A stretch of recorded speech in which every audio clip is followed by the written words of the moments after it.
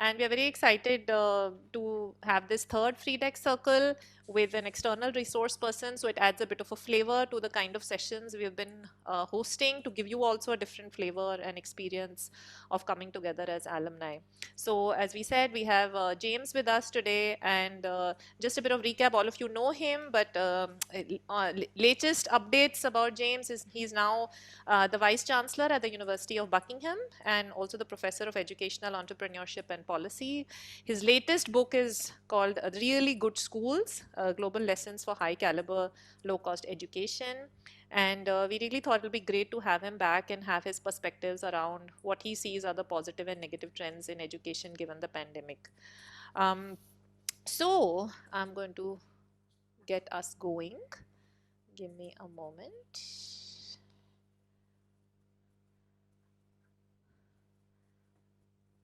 So I'm sharing my screen, and if you can have a gallery view next to the screen share, you'll be able to see everyone's videos as well as the screen, and you can adjust the presentation size so you can have bigger or small windows. So I chose this picture for our session today. It's the famous cathedral we always visit in our Cologne excursion. And I don't know, whenever at least I used to enter the cathedral or even stand outside it, I would feel like so tiny, and somehow the perspective would shift, right? You just see things differently and feel differently. So I felt that this is an appropriate picture for our session today, which is around expanding our perspectives and challenging how we think about liberal values and education in current times. So to help us get a bit warmed up before we start, we wanted to do a little check-in. As you see around in the circle, there are different moods. So we wanted you to just check in with yourself, how you're feeling right now. What is your mood? Are you feeling sunny? Are you feeling cloudy? Are you feeling stormy? Are you feeling like a little light out of the rainbow? Or are you feeling rainy? So we're going to put you in a pair conversation with another alum, and you can just check in with each other and say hi, hello about how you're doing right now. So it's just for you to get warmed up. Imagine you're walking into Darendorf with a cup of coffee and catching up with someone. Yeah. So it's 5 minutes. Verena is going to help us go into these pair conversations. So.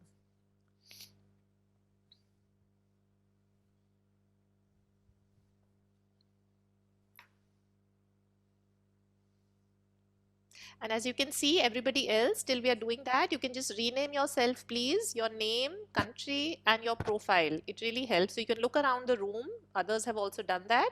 And that really helps everyone to know who's here. Yeah.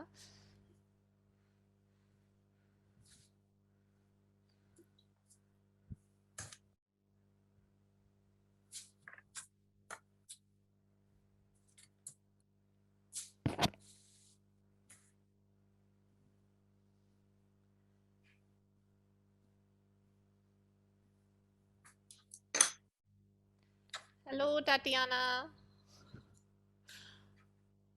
Welcome.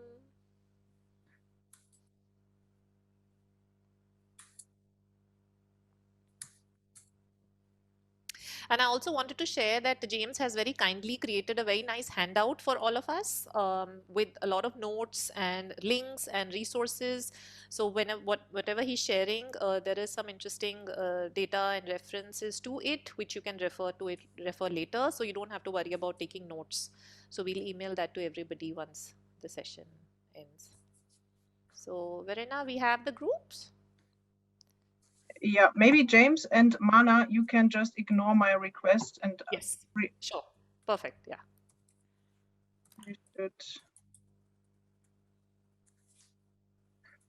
I put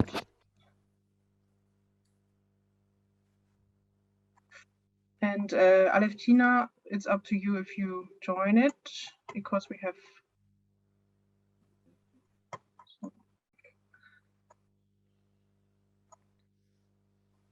Amit, do you see? Yeah, okay, he's gone. Amit, do you see a request for a breakout? I can't hear you. You're on mute.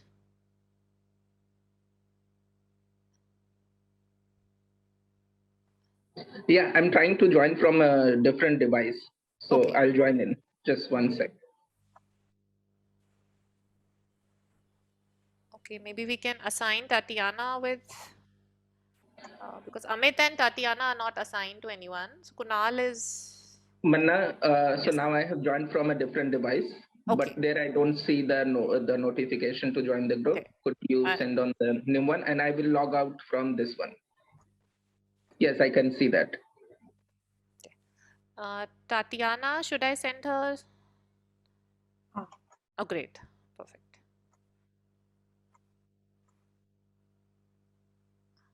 Good. So everybody's. Tatiana has joined. Okay, great. Okay, there's 3 in the room. Perfect.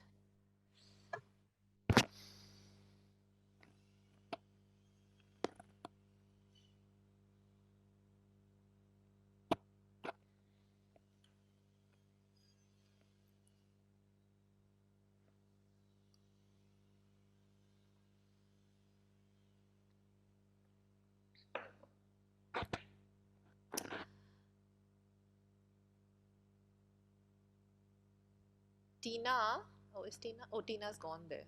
I'm wondering because we're already a bit slow. We lost a bit 5 minutes. I'm wondering if we skip one step and get into the conversation with James. Let's see.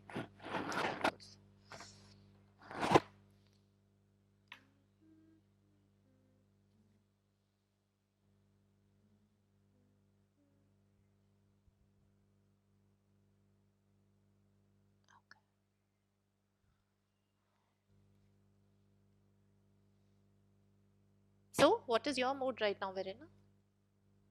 From this?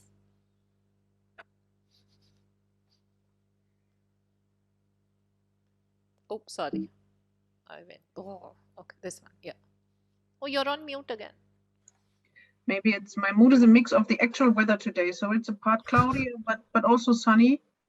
But yeah, it was a bit chaotic today, the day, but everything so far ended fine, at least. So I'm of good hope. How's your mood? I think the rainbow out of the cloud. So Great. I like. It's nice. I've been looking forward to this. And it's nice when you prepare, no, you feel a bit relaxed because you know, okay, you've thought about Yes. it a Yes. lot. Oh, Ah, Samina's joined. Yes. Hello there. Hello, welcome back. So is everyone in breakout rooms at the moment, are they? Yes, yes. So they should be back in a couple of minutes. Oh, okay. And then Oh. we just do a bit of orientation on where we are in the journey and then we'll begin our conversation. So we already introduced you a bit already. Just talked about where you are right now, your book. So, yes. Excellent. Where is this? Is this Buckingham?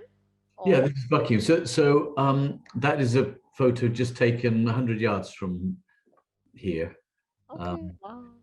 You've not been to the Buckingham campus. It is really beautiful. It's in this like a bend of the river Great Ouse, and obviously this time of year it's very green and lush and very pretty, very pretty. Yeah, Nice. Beautiful. lots of very old buildings. Hi, Samina. Can you hear us?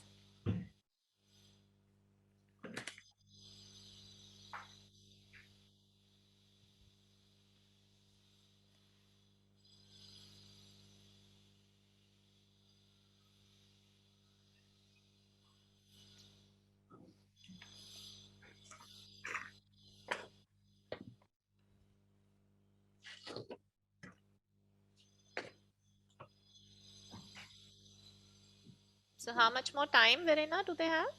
it's 2 minutes. So in 1 minute, I will send a reminder to the groups.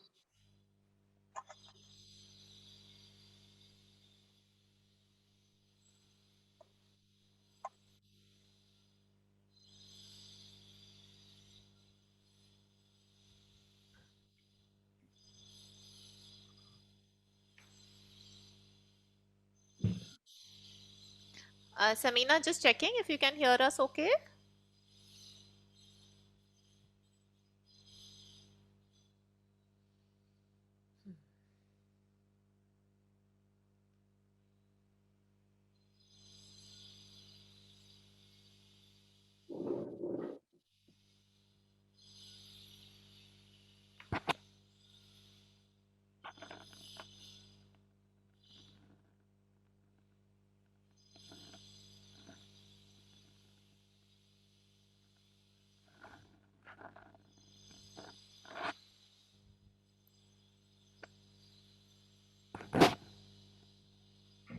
Tina reminded me of the group picture. Maybe we can do it right after they're coming back. I don't know, or after they.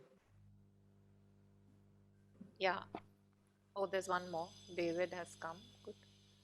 It's nice to see, the similar people coming every time. So you know that there is a core group that comes every time, which is very nice. So David is also joining. But I think I will get the people back from the room. So the Yeah, time. if you're done with 5 minutes, yes, just get them back. Yes. Please. Okay. Oh no, it's 60 seconds. Sorry, I thought. Okay. Hello, David. Welcome.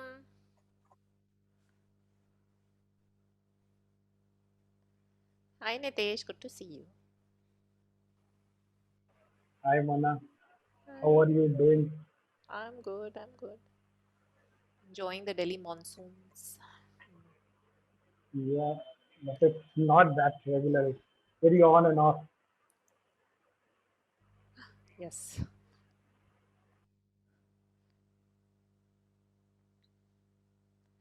Okay, Samina has written in chat, so probably she can hear us. Yeah. And David. David, all good? You can hear us okay? Yes, I can hear you. Hi, Samina. Hi, so nice to see you. So nice Hi. to meet you. We had just thrown people in breakout rooms to say hello to each other. So they're just coming back. That's why I'm like, oh, where's everyone? Yes, that's why they're all gone. Sorry, I joined a little late. I'll wait for everyone to come back. Yeah. Yes, everyone's back. Okay, thank you, everyone. I hope that was a nice, quick check-in. So you get the human connect of joining online, and some chemicals have got released by saying hello to each other and help you be a bit more present. So you see here James with us. Hello, James, once again. Hi. Great to have you here back again with us. And since it's a good time, all of us are here and James is here with us. Verena, should we take our nice screenshot now? And Yes. so I'll just stop the screen share quickly, and if everyone Exactly. can put your videos on, please, just for a moment, so we can take a nice screenshot. Yeah, Kunal said there was some issue with Mine Wi-Fi. won't work if I turn the video. Okay. It will throw No me out worries. of the No worries. No of the worries. Whoever has session. network issues don't have to, but others who can, it'll be nice just for a moment. Yes, maybe Okay, you yes. remember our group picture in Gummersbach, so this will Yes. be quite similar. So put on your happy face, and we take a screenshot, a group picture in 1, 2, 3. Smile. Great. Thank you so much. Thank you. Thank you, everybody. I hope that warmed everybody up, and I invite Tina to take a minute to take us through where we are in the Freedex journey. Tina, please.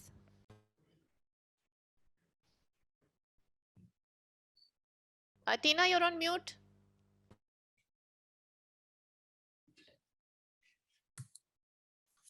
Now you can hear me. So this is our third stop in our journey, in our Freedex journey. And just to shortly remind what we did before, our first stop was called Connections. And there we understood what motivates us to participate in the Freedex journey, what topics we're interested in, and what kind of opportunities we can approach during this hard time of COVID, and what we can do in order to promote liberal values in education. We did a lot of interesting tables, and I hope that we still use them because there are really very good ideas in there. Then there was our second stop called Share to Know, and we've got 3 brilliant presentations on the topics which are really interesting for a lot of people. The topics were, if you remember, Shahida Rehman presented her project Skilling for Future, then Amit presented his project on empowering teachers, and Shalwa quite an interesting project on civic education improvement in school and social audit. And what really makes me happy about it, because these are live projects which are going on, and we can see them in dynamics, and we can also see results of these projects. And I encourage everybody to share results of their projects as well in our Facebook group. And now I'm speaking not about Amit or Shalva or Shahida, but please, if you have your nice project, share with us what's going on and what are the results. Today, there is our third stop, which is called Expanding Perspectives. And I would ask Mana to tell more about what we are going to do in our station today. And then we will talk a little bit on how to design our next stations, our next topics, what to do on the 6th of October and what to do on December. But about it, we will talk about a little bit later. Mana, please, what we are going to do today? Yeah, thank you so much, Tina, for that quick recap. And now really, without much ado, I would like to really kick into our conversation with James. So today we really wanted to talk to James about what he's noticing in the past year or so about the positive and negative trends in education given the pandemic, especially from a liberal lens, right? And what this means for education policy going forward. And just as a placeholder, we wanted to show you that when we talk about a liberal lens, these were some of the liberal values that we had sort of referred to also in the first circle that to us were really critical when we look at any particular issue, in this case education. So this would just help us to see how we look at and analyze what's happening from the lens.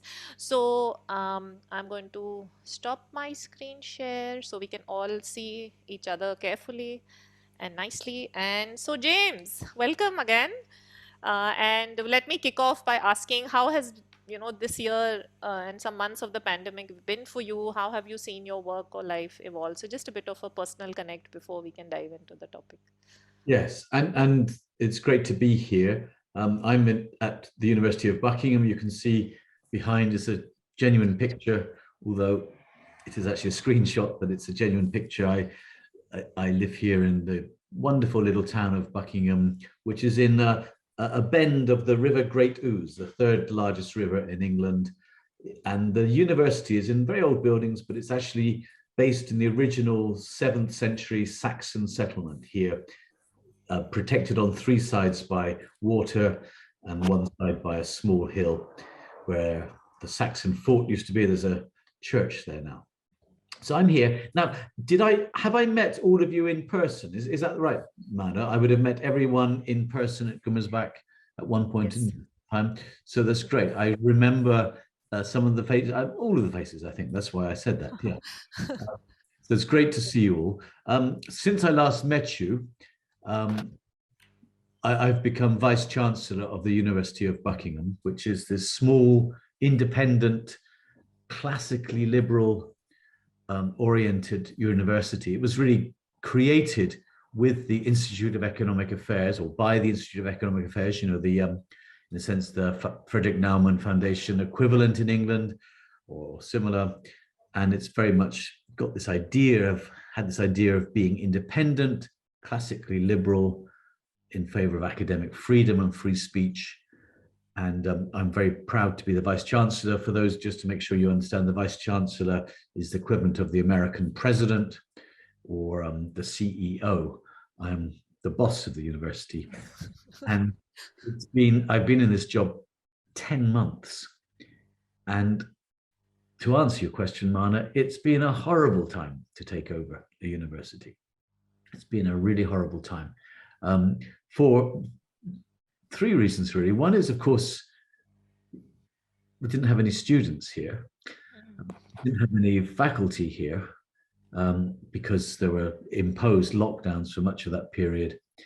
And although we were able to meet students and faculty in a similar way to how we're meeting now on Zoom or Teams, it really isn't as good, and it doesn't make up for those contacts around. And in any case, I was here often in the office. I've been into the office every single day since I've been in the job 10 months ago.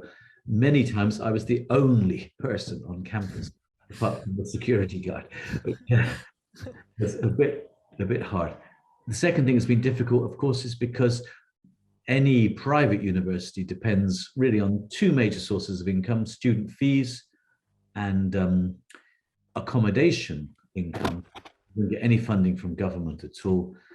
And although our student fees have kept up, our students have kept with us as we've done online learning, accommodation has been empty, and that's a significant chunk of money. So that also adds to the burden of being vice chancellor.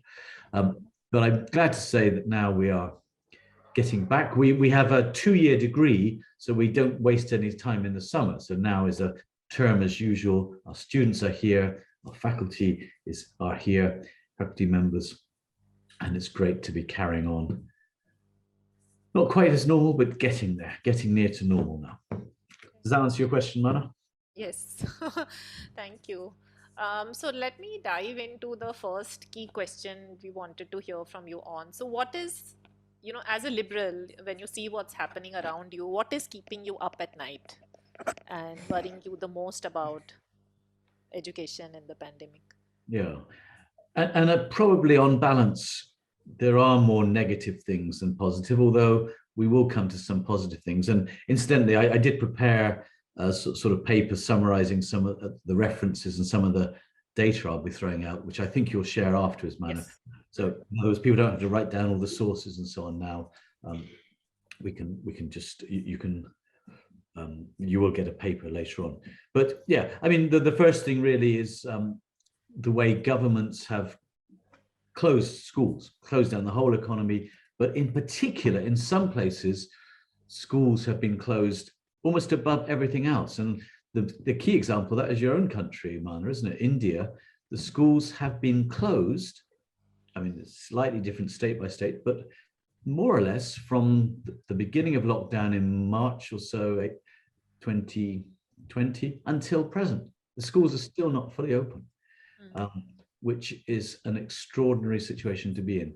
In my own country, schools were a priority to reopen because there's very little, as far as I can see, spread amongst children. But even so, they were being closed for some significant period. The estimate from last April really was that 1.38 billion learners worldwide have been excluded or were excluded from school at that time. What impact has that had on children and so on? It's pretty, there have been some pretty good studies now. And there's one from the Netherlands, which the reference you'll get. In the Netherlands, they only closed schools for about 8 weeks, but it was between examinations that national examinations took place before the lockdown and after. But one study had 350,000 students. It looked at evidence from 350,000 students in the Netherlands and found that the loss of learning was equivalent to missing out on 1/5 of a school year. So it's significant, but perhaps most disturbingly, losses were up to 60% larger for students from less privileged, less educated homes. So in other words, the lockdown did lead to lower learning levels, but particularly amongst the poorer, shall we say.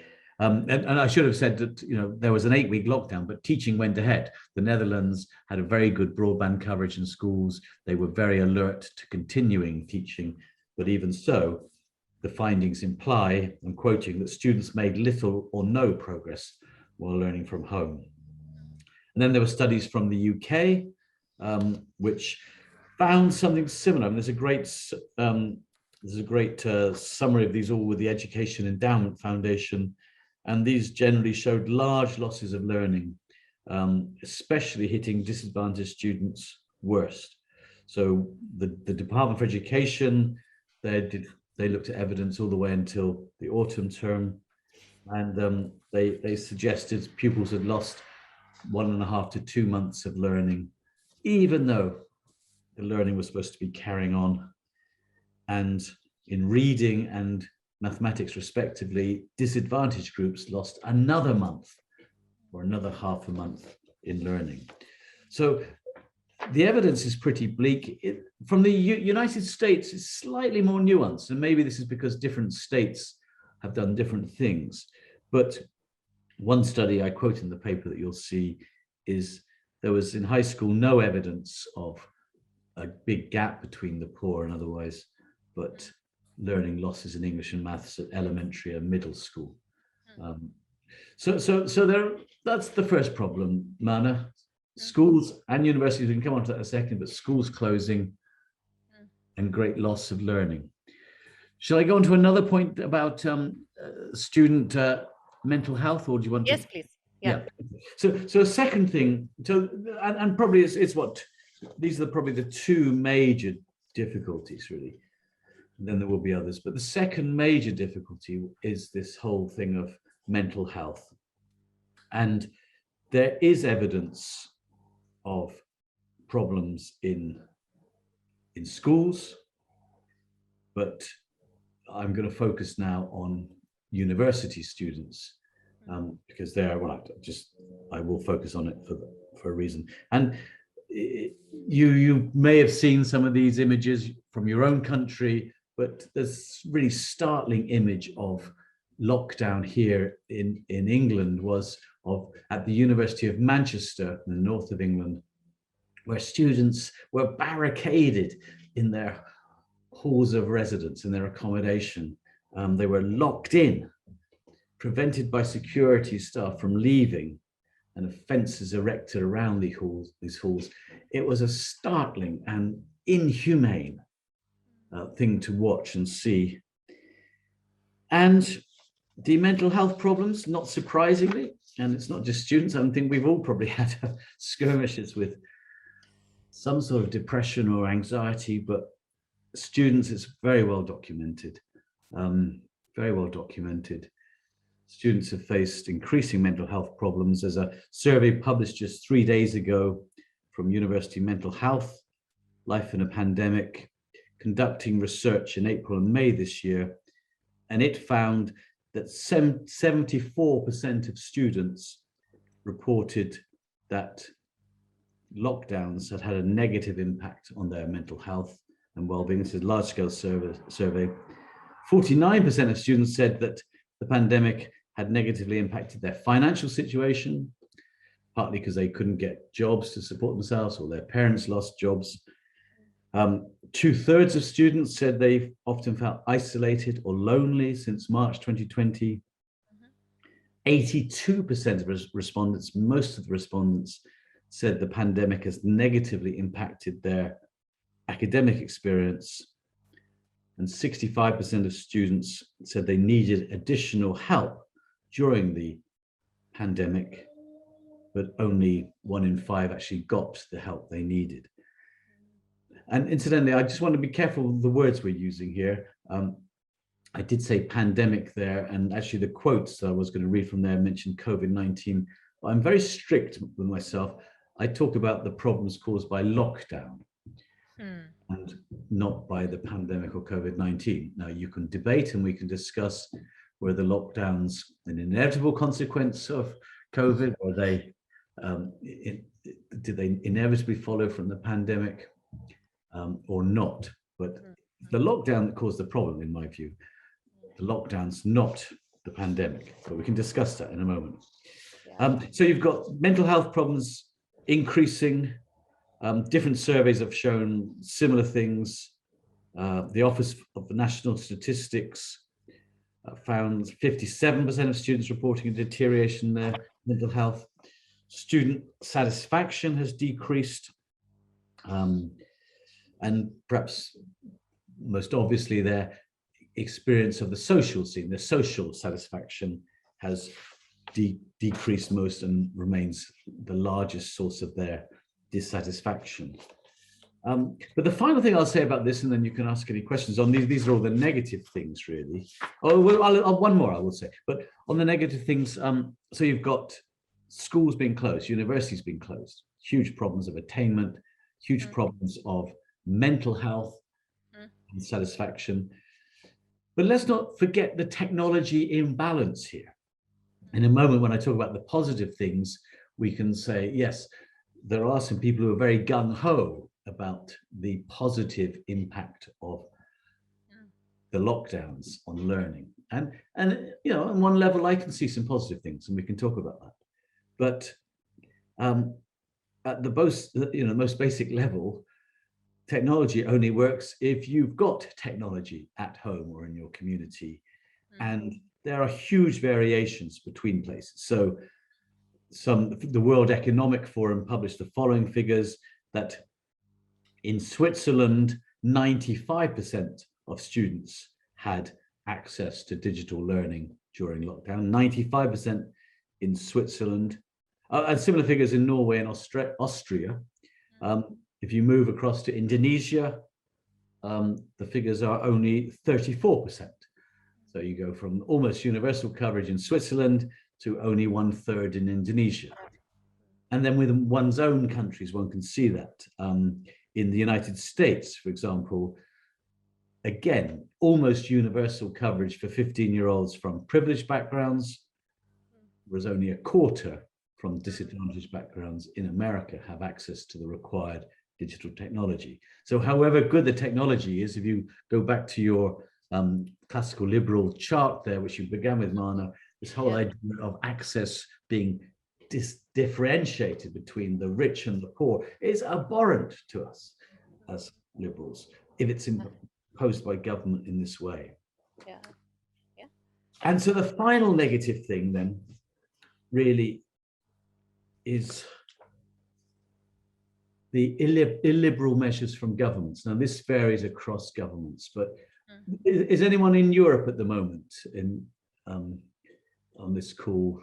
I don't know if anyone's in Europe, but I mean, I've been seeing on Twitter some terrible scenes from Germany with the police and France with the police, you know, hitting out at protesters protesting against some of the more illiberal regulations that have come through. And in my own country, we have liberalized a great deal, but the government is talking seriously about creating vaccine passports. And one of the things it was talking seriously about creating those for is, they would say, no vaccines, no jab, no university. If you haven't got your, and people are talking about fully vaccinated. If you're not fully vaccinated, which means 2 jabs plus a booster jab, then you can't go to university. You can't get a place at a student hall of residence.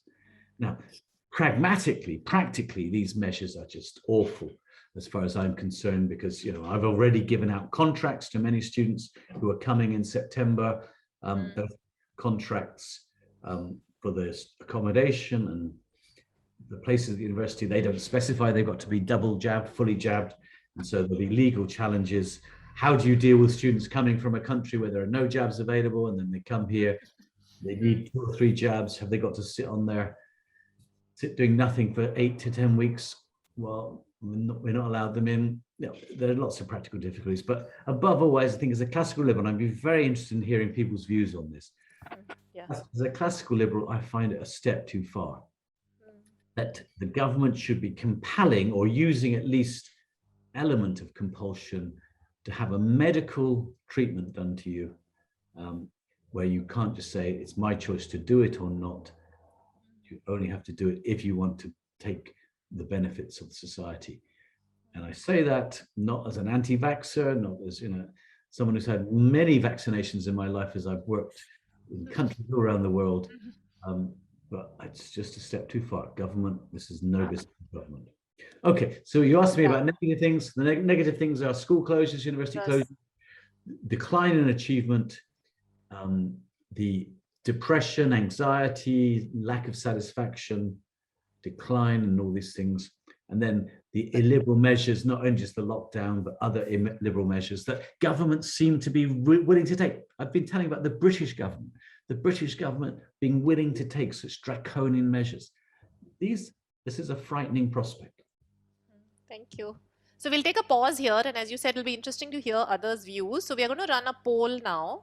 You on the poll, Verena is going to run a poll, and it'll show up on your Zoom screen. And there are two questions around two of the aspects that James talked about. One is about the compulsory closure. So the question is, should the government have the power to close educational institutions in times like the pandemic?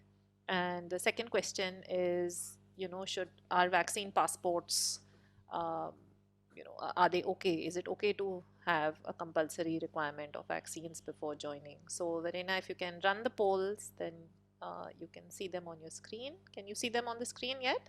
Not yet, no.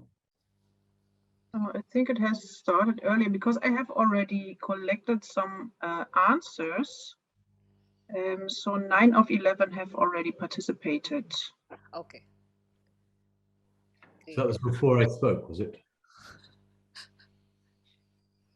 Probably it was when we tested it in the very beginning, Mala. Then from then on it was online. But I see that the people answered it. Yeah, interesting. So we have two more responses to go. People, if you haven't responded to the poll, please do so. Else we will just show it quickly.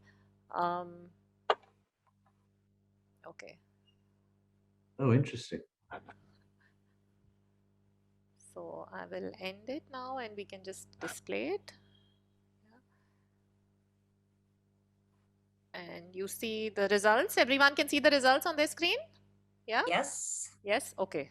So Yeah. interesting. So on the first question of compulsory closure, it's yes, no, maybe. So it's the no's are in the majority here, and the vaccine passports again no's, but there are still some yeses and maybes. So let's open up the floor for a bit for 5-7 minutes, and maybe we can hear from some of the yeses on these two aspects. What propels you to say a yes, so we can hear a different perspective on this. So if you would like to share, I would advise everyone to keep their comments again, share your point, be articulate, so more and more people can get a chance to share.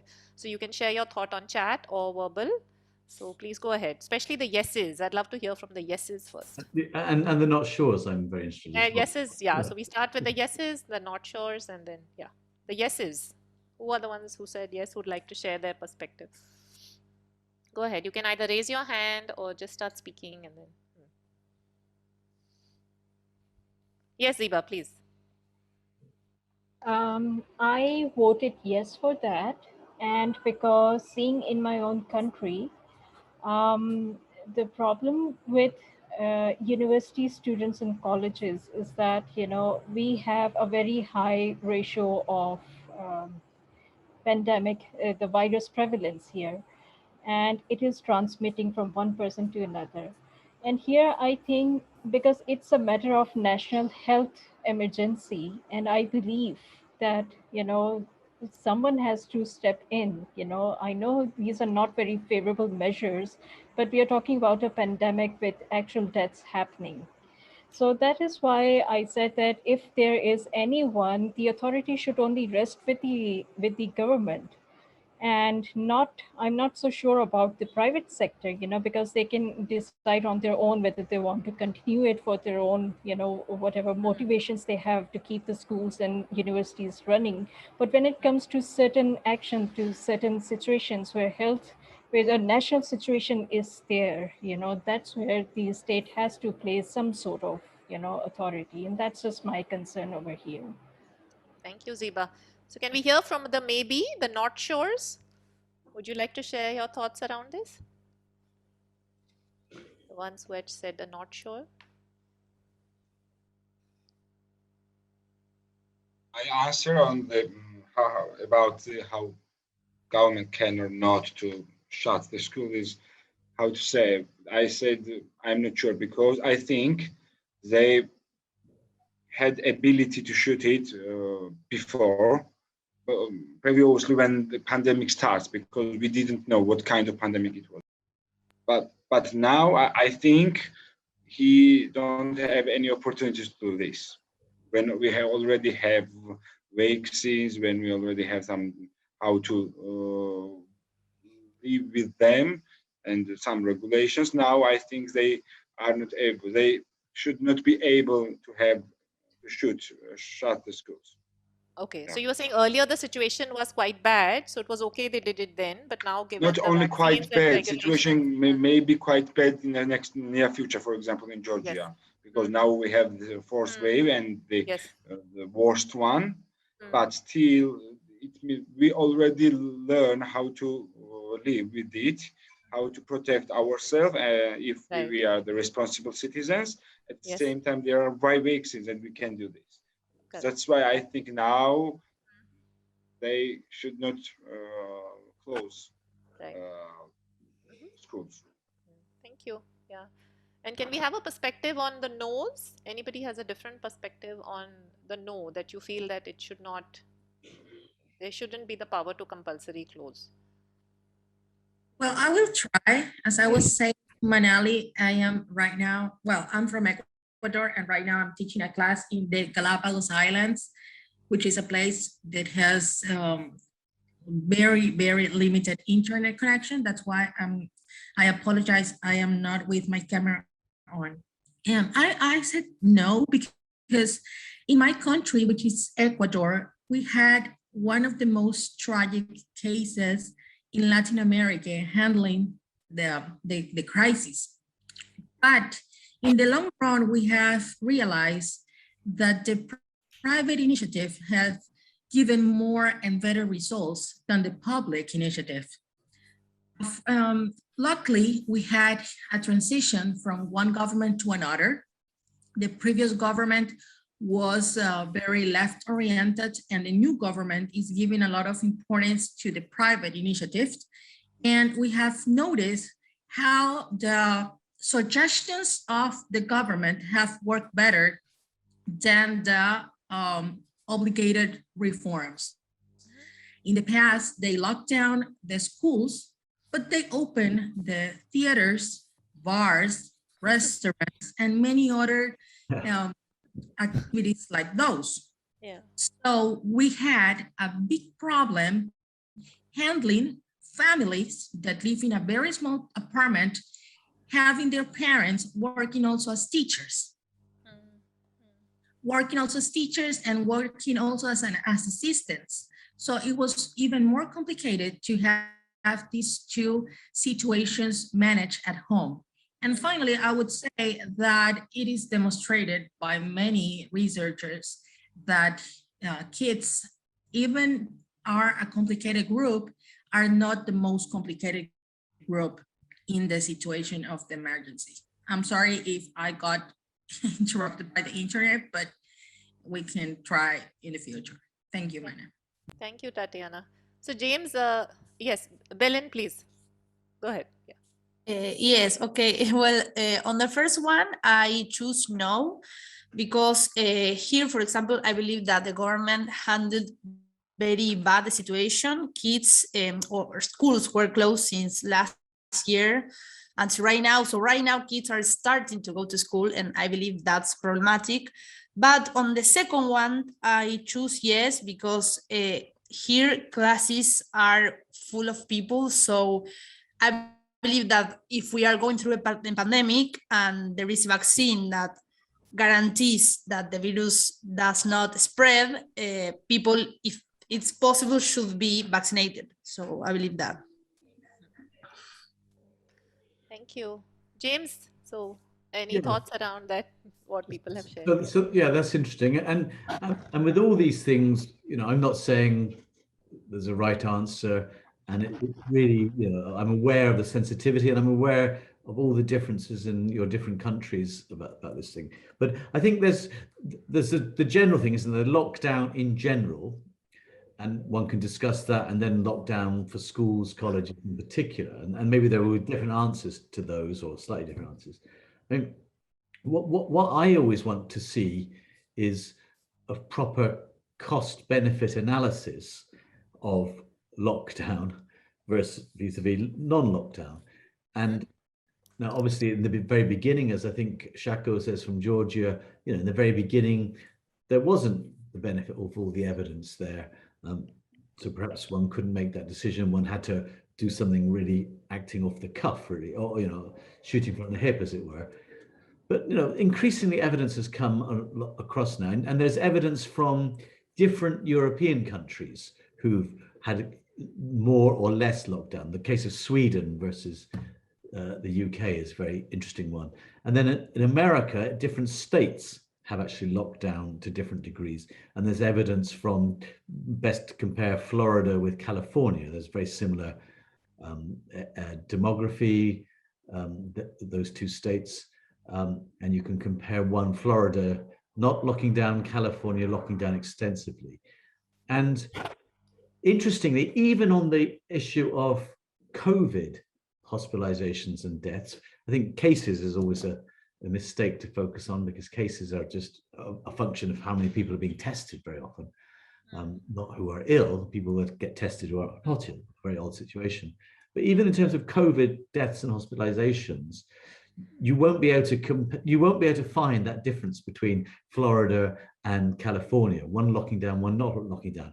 North Dakota and South Dakota, I think, are two other ones that are also very similar states, as the name suggests, one locking down, one not locking down, very similar deaths and hospitalizations from COVID. So even in terms of COVID, lockdowns don't seem to have been the panacea they might have been thought to be. But then when you've got to bring in other things, you've got to bring in suicide. You've got to, from depression, or depression itself. Depression is debilitating. You've got to bring in loss of jobs, which lead to poverty. You've got to bring in other diseases like cancer. There's a very famous professor from the University of Buckingham, my university. His name is Professor Carol Sikora. And he points out how there's a million cases of cancer which have not been dealt with under the pandemic, because doctors and hospitals were only focused on one thing because of lockdown. So do you see what I'm saying? A proper cost-benefit analysis, particularly now in retrospect, yes, you might have been in favor of it a year ago, but now looking at all the evidence, one can say, well, actually, I don't think lockdowns work even in terms of COVID, and then of course everything else is a problem. So that's in lockdowns in general. And I'm not saying this is these are the questions one needs to ask. Okay, I'm not saying this is the opinion, because it's very difficult to come to as a non-expert here. But then with regards to schools in particular, you have to then look at the evidence about transmission amongst children. It's very, very low transmission of COVID. Very, very small number of children have been affected. I understand, I haven't got this figure, the reference, but I understand the total number of children who died of COVID in the last year in England was 25. And that's against a figure of 1,000 children dying, 750 children dying every single day or something, Yeah. So in Delhi, there was an interesting survey that they did, a sero survey, and they found that 60 to 70% of children have, antibodies. Yeah. So because we had such a high, and that's what we are not understanding here, because the younger children, there's less transmission, and in India they're doing the opposite. They're opening the higher classes first, and then not even talking about the primary. Just crazy. And so therefore, with all these things, Mana's disappeared, but she's there she is. Yeah, I mean, suddenly swapped places on the screen.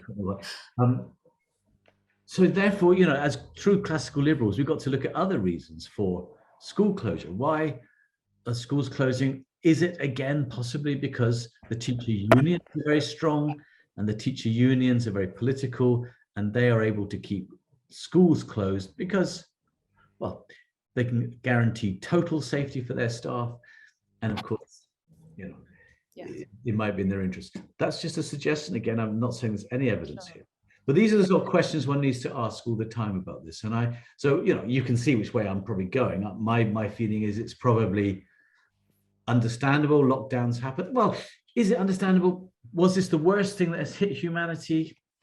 lately, I don't know, again, I looked at the figures in India, Mana, and now is it about 300, 400,000 deaths from COVID? Is it that many? That's over 2 years.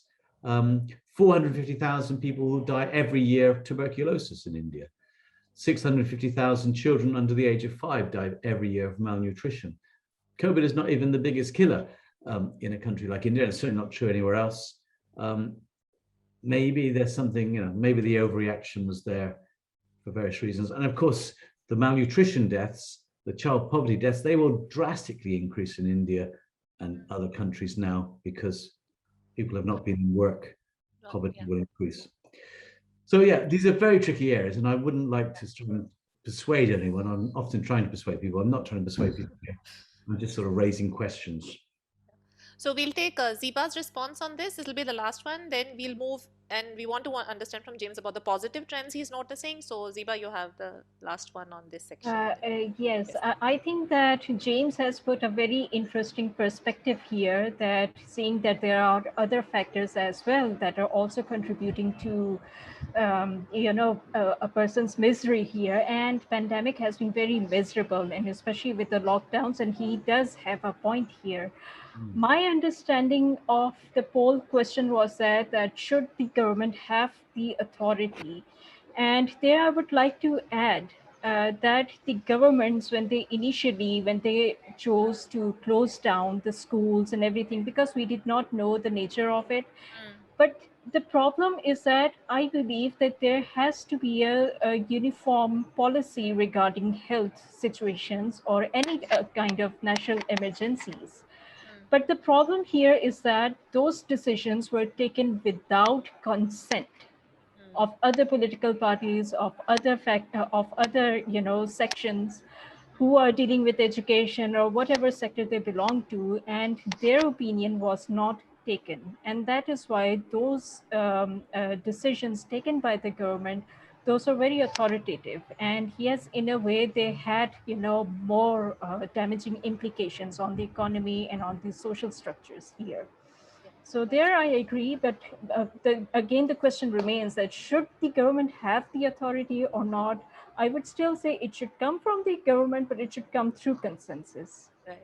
Yeah, it's interesting. Like in Delhi now, the education minister has now seeking suggestions about from all stakeholders whether we should open or not. So, I guess some sign. So, okay. So maybe we can take. Oh, Amit, you have a point on this one? Okay. Okay, go ahead. And then after Amit, then we'll move into the positive trends because I want to keep time for the positive trends as well. Yes, Amit. Short and sweet. Thank you very much. Thank you. Am I audible properly? Yes. Professor Tooley, yes, good to see you and see you all. I think when it comes to a strict decision like a centralized lockdown, I am the one who said no. I'm not for yes for both the questions. Number one is, well, certainly we require some kind of information and maybe some kind of decision making, but having at a centralized level is certainly not a good idea. So if following the liberal principles, if we could at least have a decentralized mechanism, and at least when the disease was like coming and spreading, it was very new, and we got to know, okay, some flights and some cities and some small pockets in the country got infected, maybe have the lockdown there and not lock down the entire country. So basically, I see the entire thing had a lot to do with politics rather than health. And this is why my major concern. Something, even if this was a health issue, it actually became a political issue, then economic issues, then mental health issue. Now it's a social crisis. So one crisis which is not dealt properly led to multiple other crises too. And so we have a pandemic which continues for 2 years. And then also, instead of political decision, I would have preferred some scientists, some specialized people, epidemiologists and others making that decision rather than, based on expert and advisory, etc., etc. So that is one. And in this entire period, even when, the unlock started happening, so we started phase-wise, gradually removing lockdown, and there also education happened to be the last priority. So even in India, had a big bailout package, like a economic revival package of 20 lakh crores or something, but there was nothing for education. And specifically, I work with a segment. My major interest area is what we call low-cost private schools, and they happen to be exactly on the biggest victim of this entire scenario.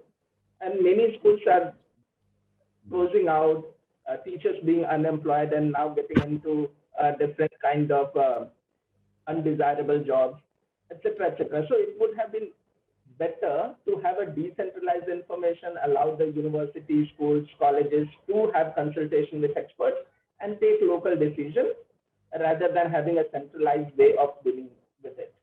I really don't like this idea of governments acting like God, and they think they are all powerful and can solve all the problems of the world. That's all. Thank you. Thank you for this. And now I pass on the ball to Tina. And before that, I'm just checking if all are fine. If you want, you can do a little stretch. We've been sitting for an hour. So just stretch, grab that water. If you need to step out and grab a glass of water or coffee, please feel free to do so. That's fine. And we can just keep continuing. And hi, Patricia. Welcome. Patricia is from Indonesia. Hello, Manali. Hello, Hi. everyone. Hi. Great to see you. Great. And I will pass on to Tina to bring some sunshine in the room and ask James about what are we noticing. You know, thank you, Mana. When I see on the background what James has, you know, James, I read that you had a series of garden talks. And when I see your background, it, you know, reminded me on this, your initiative of these garden talks and tales of the riverside. That's bring a little bit sunshine to our conversation as well, I think. Yeah. So, you know, when we are talking about all those lockdowns and results and implications, quite an apocalyptic picture appears as for me. But, you know, there is that proverb that if life gives you lemon, make a lemonade or limoncello. So what kind of lemonade can you propose? Do you see something positive? What is really, you know, what makes you really optimistic about the situation and about future of education in post-COVID, post-lockdowns era? Share your ideas, because really, we really want to have your point of view on this. Okay, and thank you, Tina, for bringing sunshine yourself. You have a way of bringing sunshine with you. And incidentally, so that is the river behind me. Yes, the river, and the stories, the tales from the riverbank, with apologies for the title. But yeah, I've had some really good talks there. Unfortunately, I'm in England, and you know, the English summer is not predictable. So occasionally we're out in the garden, we have to come into the hall because it's the rain. And incidentally, the discussion earlier was great. I mean, it's always better to be in person with people, but I did enjoy your comments. And Amit in particular, I know you're working there with low-cost private schools, which, you know, are very close to my own heart.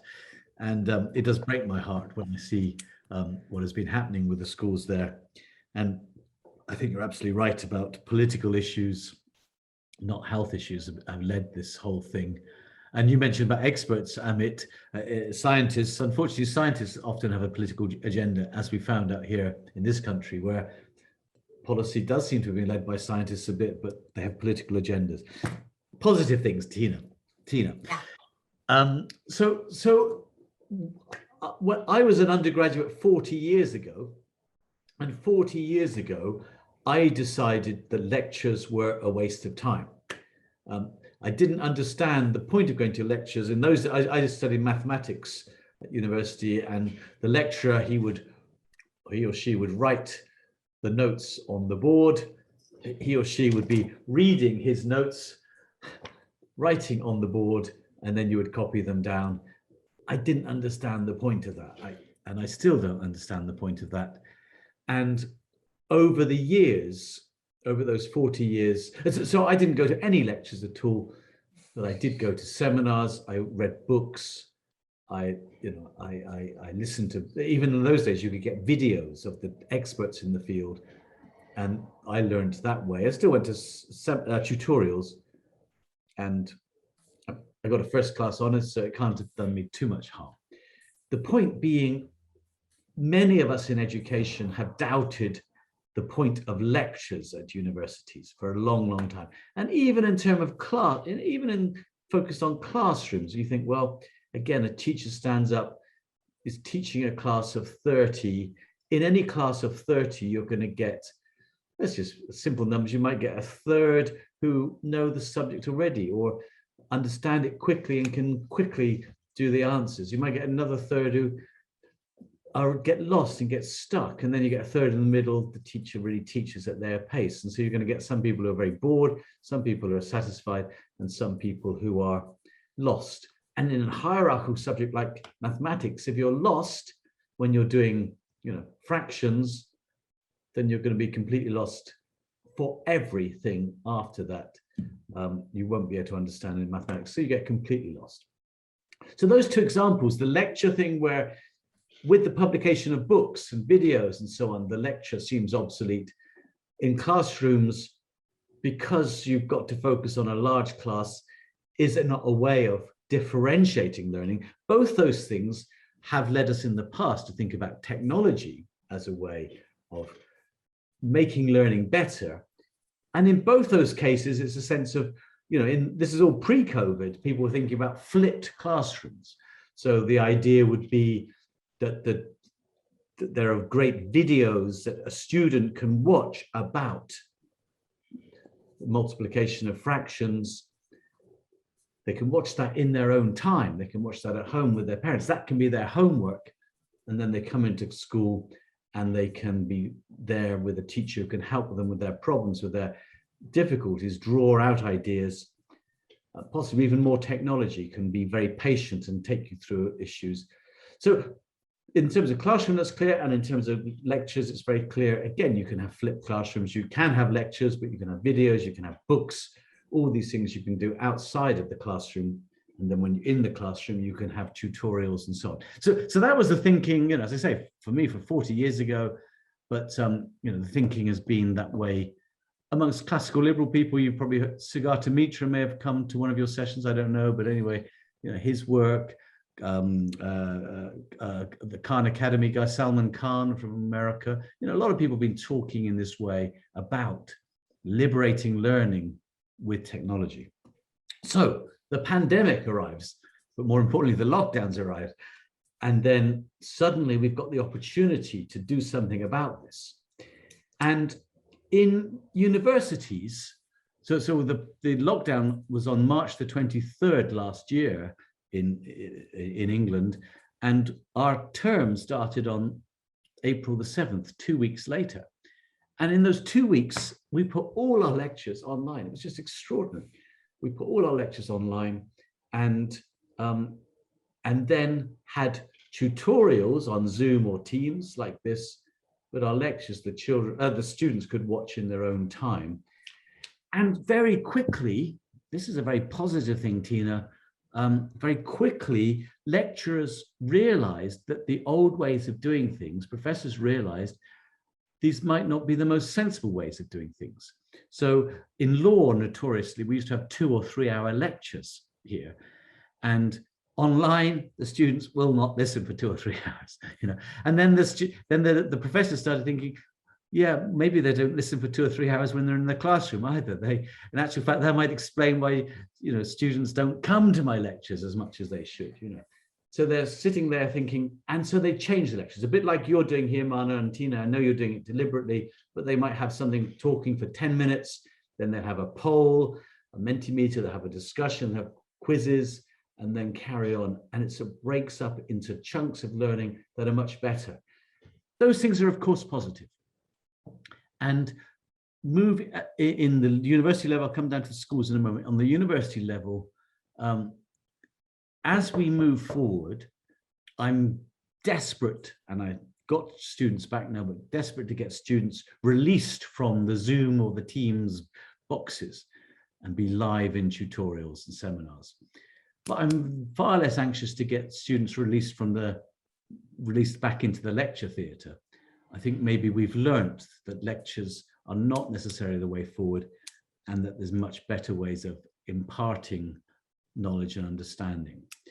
So I think that is positive. And when you look at data on this, you know, the students are actually quite favourable. So a survey from England in the autumn term last year, questioning 22,000 students, 68% of students said the online learning experience was the best imaginable, excellent, or good.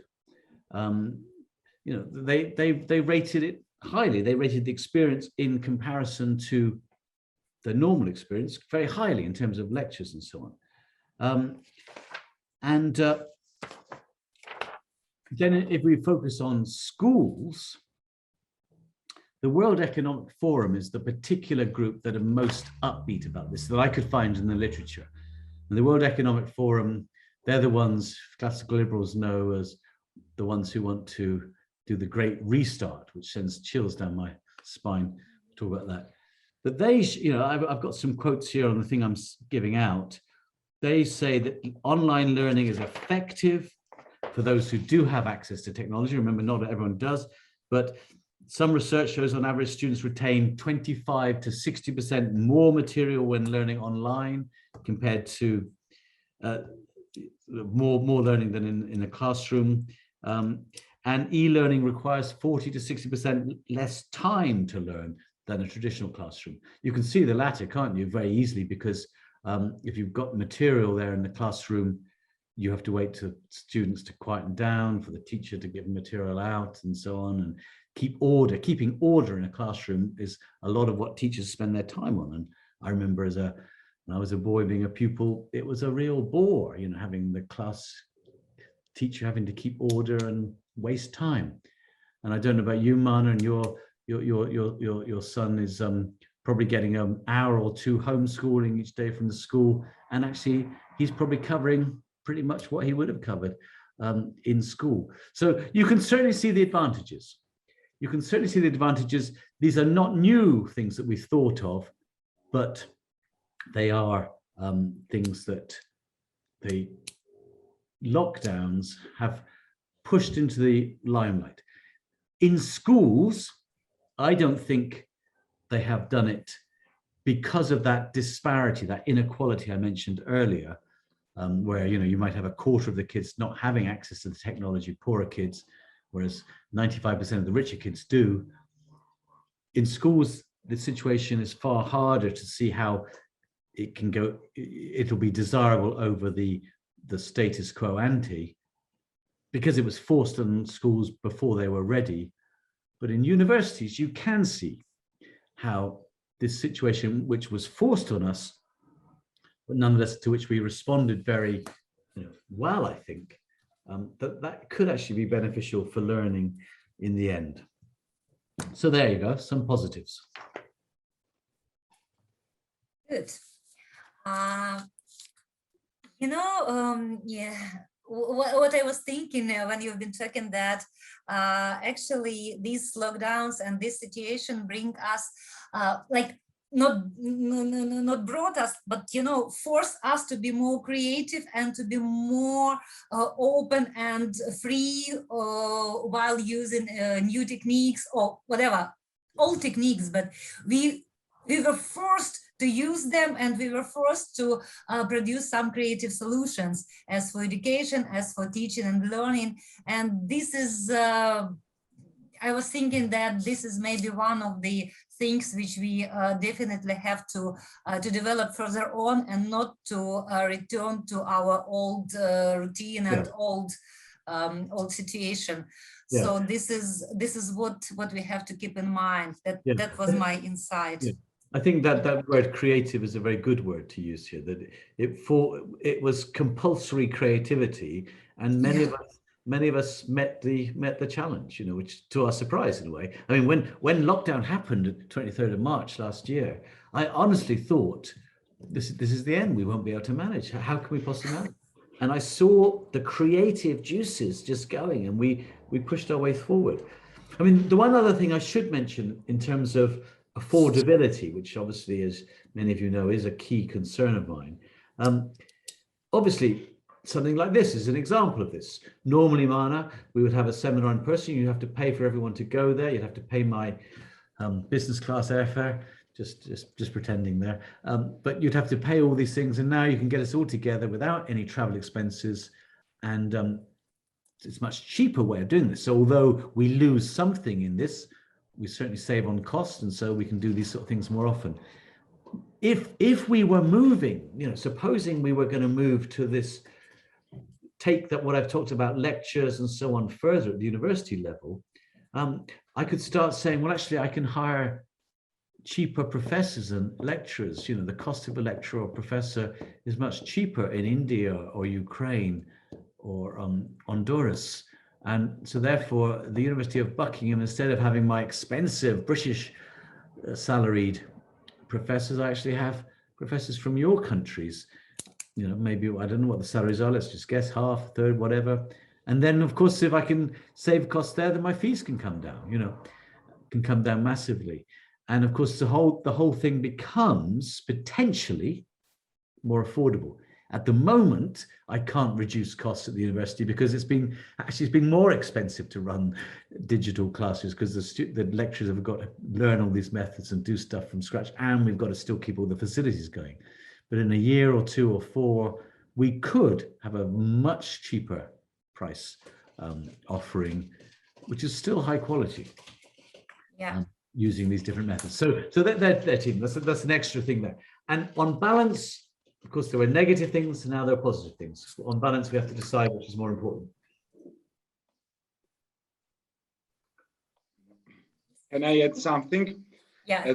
As a teacher, I had experience in the last 2 semesters in a lockdown that even we teachers are saving some money. In my case, I had to travel from my house to private school 1 hour towards and back, and another hour back. I have to have a lunch in a cafeteria outside the house. At the same time, have to cost a lot in my car, buy the gas for this. So this change gave me opportunity to save a lot of time and money at the same time. For example, as I observed to my students, I don't say that for everybody it was great, the online, but for somebody it was really great, especially who was shy in a classroom, for example. They became more active in such online classes and more brave than they were. Thank you. Yeah. Thank you, Shako. A lot of insights, a lot of interesting information. Thank you, James. And I would invite everybody to ask questions to James, because really there is an opportunity to hear answers on your questions. And I know that Ziba has a question about low-cost private schools, and maybe you can raise this topic.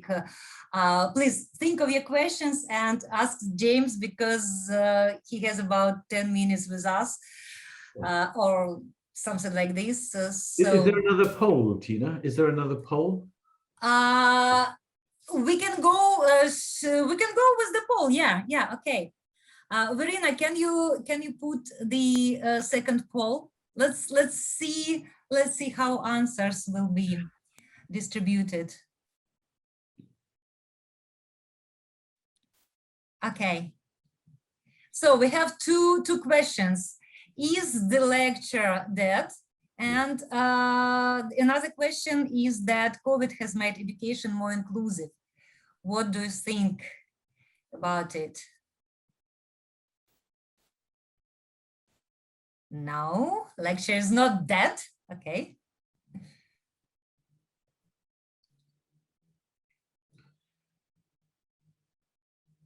Mm-hmm.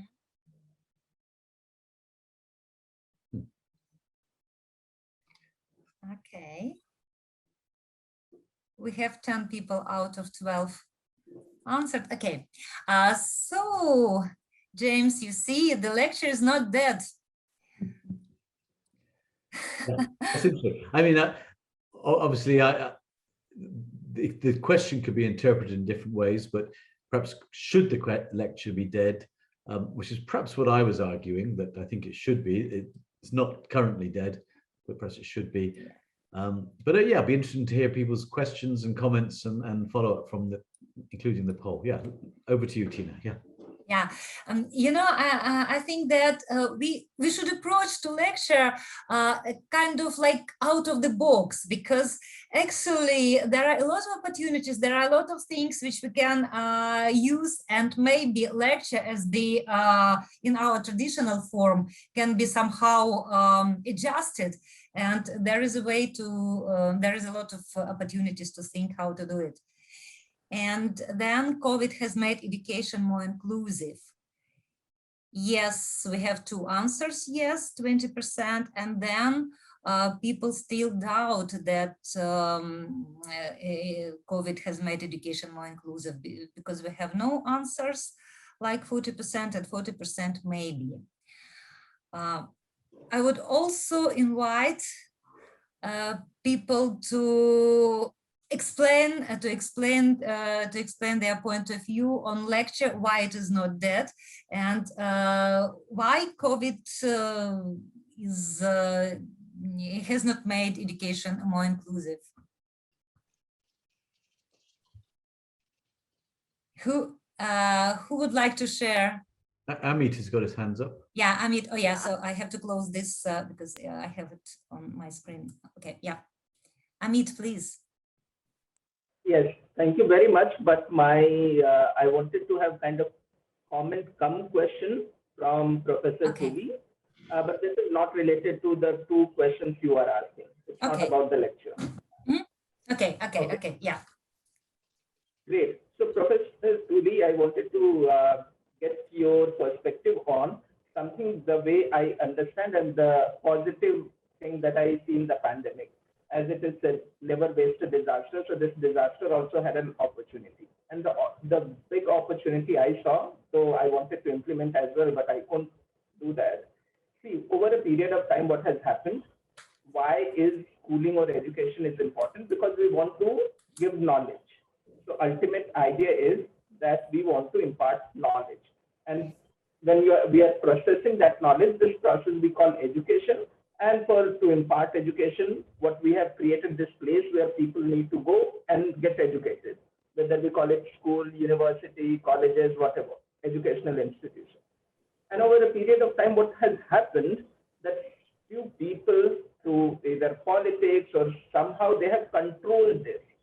They have control over the education space, and also it has made delivering education very costly affair. So let's say if I cannot afford to come to a place to be educated, then I cannot be educated.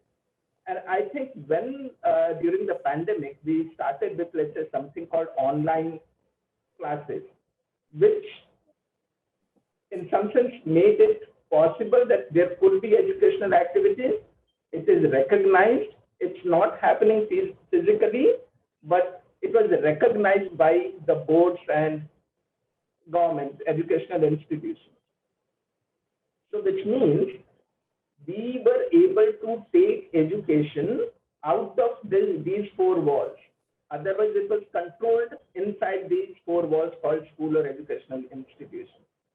And then one could think of creating just online schools, global schools, which actually removes multiple barriers. So at the moment, my barrier was I could have only 30 students in a classroom. I could have only the best teacher available locally within a radius of, let's say, 1 kilometer, 3 kilometers, 5 kilometers.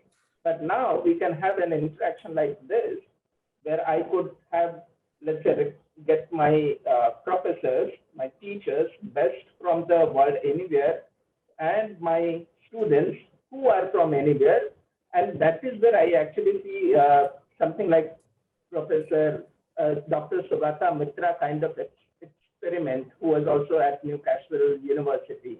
When he started, he was talking about schools in cloud. So do you see some opportunity here in the crisis, in that perspective? Like, I see this could actually be taken as the real liberating moment for education, where education is liberated from political, bureaucratic, all of these barriers. What do you say?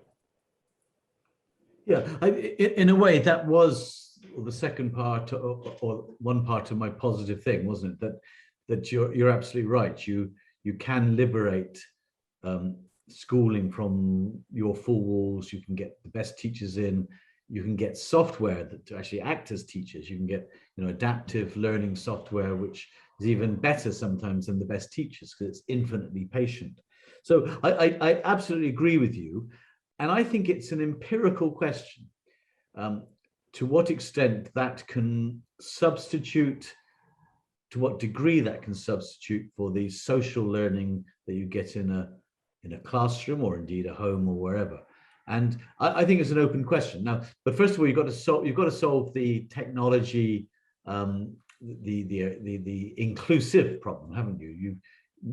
As I pointed out in my notes, not everyone has access to technology, and so therefore you've got all that inequality. And then once you've sorted that out, maybe for very young children, the social learning is much more important than, but as you grow older and older until you get to our age, then the online learning can become much more important. So I agree with you, Amit. There are opportunities here. It's always great to look for opportunities where we can. But I wouldn't be ready to abandon the school model yet, especially not for younger children. James, yeah. Amit, please go on. Go on. I'm done. So I completely agree with Professor Tooley. I also don't see as a substitute, but I mean, so far we have seen and envisioned and practiced education in a model, and this model will be different than the other model. So it's not apple to apple, it's an apple to, let's say, guava or something else. But it's not a substitute for sure, but this is another option available. And the major thing I see, specifically, Professor Tooley, as you see in, let's say, your experience in India with Right to Education Act and infrastructure norms, etc., etc. So we do see that, I mean, for a processing education, what do you need? A great teacher and a good student. But then everything gets captured inside these four walls. And I think the, liberating from there is that opportunity. But certainly it's not a substitute. Yeah. So Alexander wants to speak, doesn't he? Yeah, Alexander. Yeah. I just want to address the second question very quickly. I don't have a question, it's just a comment. Definitely, I believe that COVID-19 increased the education, the inclusiveness in education, specifically for those advances made on their innovation and technology backgrounds.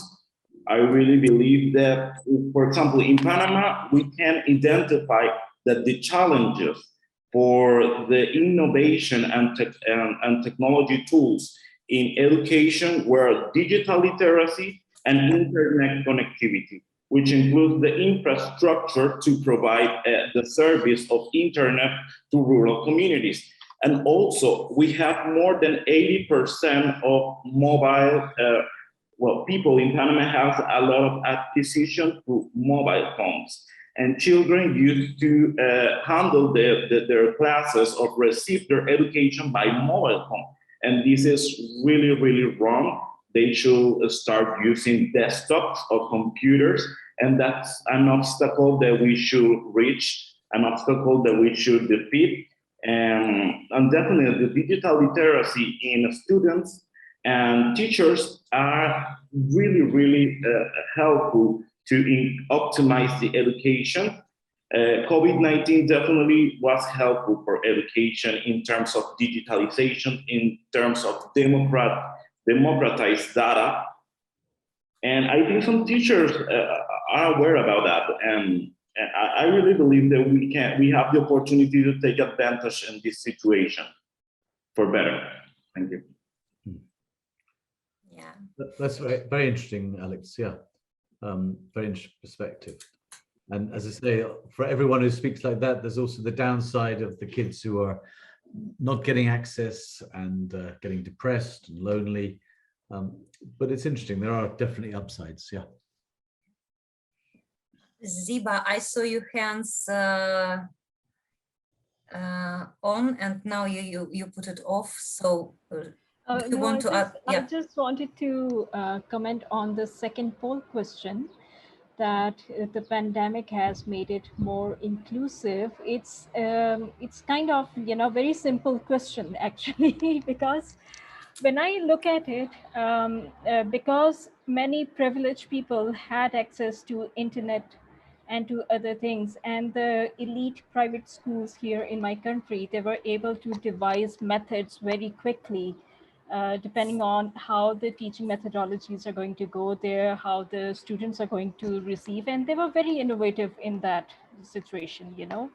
But then again, the technology, because of the lack of access. So what the government has done is that they started with this tele-school, and that came up with this, conventional style of lecture, and they would just come on television and give out the lecture in a very classical, boring way, I would say. And because these two modalities are still in place, but instead of making it more inclusive and integrated with each other, there seems to be, the divide seems to be, becoming much huge, and unbridgeable divides between those who have access to technology and those who don't have access to technology. And it also is dependent on the income level of the communities that they have. So that is why I said maybe, that in terms of innovations, yes, the pandemic has had its plus sides, that it has forced people to come up with new solutions. But when it comes to the actual reality, the ground realities, and that's not been very inclusive, unfortunately, because people, they don't have access to the right tools. They don't have the affordability to those education tools that they require in such times when there are frequent closures and lockdowns, and the teacher is not in the classroom, and we have to go for unconventional ways. So that was my comment to that thing. Thank you. Yeah, Zebra, I think I agree with you. This is the two sides of the coin, aren't they? And particularly in countries like yours, and there are huge problems, and we can't look too positively because there's too many negative issues. Agreed. So any questions? Please, I encourage you to take this opportunity to ask James a question. Amit, you are again the first to ask a question. Yeah, sorry. If I can, Amit, just a second. Just sorry. I just wanted to make sure that if anybody else who's not asked a question yet and they still would like to make a comment or ask, because James would then exit in a few minutes and then we would continue for the rest of the time just by ourselves. So if anybody else who hasn't spoken so far and shared a thought, just a space is open for you now, and then we'll come back to you, Amit, just to check. Yeah. Amit. Go on, please. Thank you. So basically, one clarification. My whole point was, and I think I relate with Professor Tooley and Ziba as well, education without school.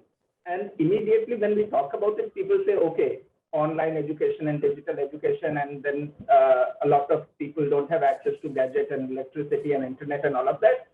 But education without school also means what in India at multiple places people started trying, we call it mohalla classes. So there is a local teacher who goes to a locality, a small colony, gathers the students in a group of 4, 5, 10, and teaches them. So still school is not open, and this is where I see the power of decentralized decision making. You will take the appropriate decision based on the local resources available. So in the rural areas, etc., where there is no internet connection, there is no device, there is not enough spread of disease as well, right? And that is where people are in local small community. They're not so well connected with the world. And therefore, the Chinese virus has not traveled to this small local locality. And therefore, the local people themselves, or the teacher itself, is from the same locality, is gathering the students and teaching. And the second, I think the big mistake we are making whenever we talk about online education or digital education, we try to replicate the same old classroom model, the traditional model of teaching. No, in the classroom, you had a different tools and you needed to maybe in a particular manner teach students. In the digital world, you need to explore and create a new format of engagement as well. So I think when we are trying to replicate exactly the old traditional model of classroom, blackboard teaching or in digital platform, that is not how it is going to work out. So these two small points I wanted to add, which goes with Ziba as well in terms of making inclusive or non-inclusive education. Yeah, no, I agree with you, Amit. And on both those levels, I did mention the different software that you can have, the adaptive learning software, which is completely different from a classroom. It's not having a teacher there with the children, it's having a different way of learning altogether. So that's, I agree with you there. And yes, and what you said about the peripatetic teachers going around in their own communities reminded me of something I wrote about in The Beautiful Tree. I don't remember, is it chapter 11, where I look at the history of education in India. And I talk about the Madras method there, which was so successful. It was a method of peer learning. So forget the teacher, it was a teacher teaching a group of students who then taught the children themselves. And that model was so successful, it was created by someone, an Englishman, or Scotsman, watching what was going on already in India, and he took it around the world. So it spread all around the world, this method that was there in the 19th century in India, taken all around the world. Again, a completely different method, not reliant on technology, and very exciting, I think. So absolutely agree with you all. Samina, you wanted to ask something or share your thoughts with us? Yes, please. yeah, thank you so much. Professor Tooley, I'm Samina Bano, and I run Right Work Foundation in India, in a state called Uttar Pradesh, one of the largest state in the country. With largest number of private schools. We have somewhere around 100,000 private schools. And I'm working on a particular policy, RTE, in RT 12(1)(c), 25% provision for poor children in private school in India, in Uttar Pradesh at present. Large number of schools and large number of children, and the main purpose was to bring about inclusion. My question actually is basically twofold. One is like to me, what we have seen, like privatization is actually leading to inequality in education, and this is happening. And to somehow cover for that, we have provision like 25% or reservation for poor children. However, what we have seen, what we have observed, a very small number of schools, private schools, which are good quality, and high-end private schools, they're like minority. A large number of them are budget private schools or low cost schools. I have read your book, The Beautiful Tree. It was suggested to me by one of the senior bureaucrats in India, in UP. And that's how I read it like 8 years ago. I found it very fascinating, and that's why I got into this particular policy. However, my observation is also the same. A large number of schools are low cost, smaller schools, and they are no better than government schools. They are not imparting any better education. And many new research has also been suggesting that. I had a conversation with Professor Lan Pritchett, and he showed how this pretty much the average learning outcome in private school and government school are pretty much the same, and whatever little difference you are able to see is because of long trail in government schools. So there's not much. What? Sorry, what's in government schools? So whatever little difference you see in the learning outcome is because of the long trail of very bad, poor quality government schools. So on an average, the difference is not too much. So how about the inclusion, and why should we really go for privatization and private schooling? What is the, I'm having tough time pitching for it. So how should I really go about and pitching for it? And secondly, privatization is indeed leading to inequality. How do we address that? I was searching for a private school in Germany when I was doing IAF course. I was looking for one private school that was running only on fees and not on government funding or church funding. I could not find a single one. America and Europe do not have private schools which are running on fees. Then why is India doing that? More than half of our children are going to private schools. So I'm quite confused and divided, and I want to know your opinion. I want to have a good model that I can pitch. So these are really big issues you've raised, Samina, and I've got sort of 2 minutes left. So in a sense, this is the subject of another seminar, and the seminar I normally give, isn't it, when I come to Germany. So let's focus on just a couple of questions. I mean, you spoke and you said Land Pritchard, you mentioned him, and that the private schools are no better than the government schools. Okay, the evidence shows the opposite, all right? The evidence shows that when there have been proper controlled studies done, there was a very good one in Andhra Pradesh, and I've written about this. I can share what I've written about it. But the evidence does show that the private schools, the low cost, the budget ones that you talk about in that way, they are better than the government schools, significantly better. So they do impart much greater standards of learning. That's the first point. So however bad they look when you go around, and I've been around many thousands of these schools. Yeah, the facilities don't look good, the teachers don't look as good as they could be. They are better than the government schools, and that's the real choice that's available for parents. That's the first thing to be very, very clear about. You mentioned privatization several times, and I think you've got to be very careful with that term, because the way it's normally used is by people talking about government policy. So here's a policy pushing privatization, getting rid of schools and selling them to the private sector, privatizing the airlines, privatizing the telecommunications, whatever. I call this something different. I call this grassroots privatization, which is a oxymoron really, but nonetheless, it's actually about the choices, the individual choices of often poor parents in Uttar Pradesh or wherever else across India. And they are choosing private schools, low-cost private schools, because they perceive them to be better, and they are right, they are better. And that's just a spontaneous, this is what we do as classical liberals, talk about spontaneous order a lot. And that's the spontaneous order of these schools that's emerged from these individual actions of often poor parents. So these are big questions you've raised, but I would be careful of assuming the schools are as bad as you think they are. The evidence suggests they're not. And these are the individual choices of parents. And it's really quite exciting to me that parents are choosing in that way. The 25% provision, now that is, for those not from India, that's something the government is imposing on private schools. And that's the schools I know, and Amit probably can talk about it, but there's a lot of corruption goes on there. There's a lot of reluctance. You might offer 25% of your places free if you're a private school. The government is supposed to give you the money. The government doesn't give you the money, or gives you a fraction of the money. So there's a lot of problems in those sort of ways. But these are all interesting questions. You've touched on something which is my life's work. We're talking today about other things, really.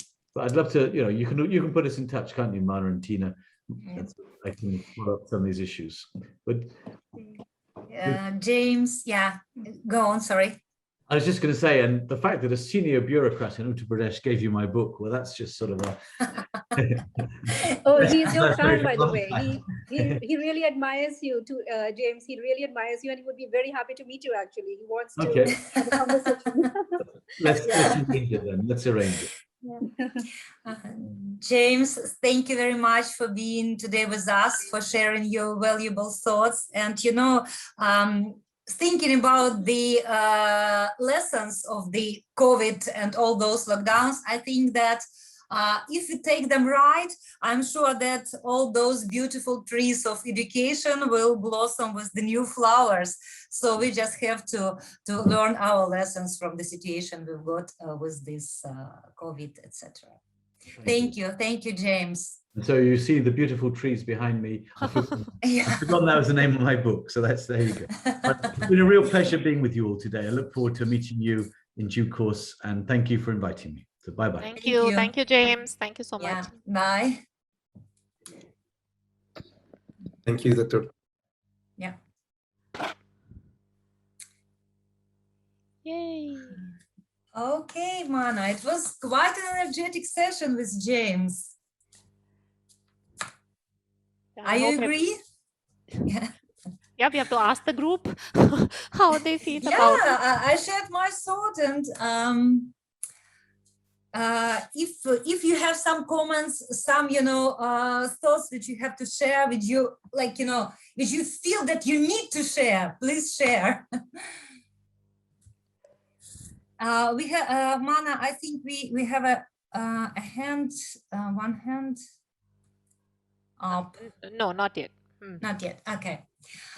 So talking about the next sessions, the next circles, and the next our stations, we would like to have a small brainstorming today about what to do next.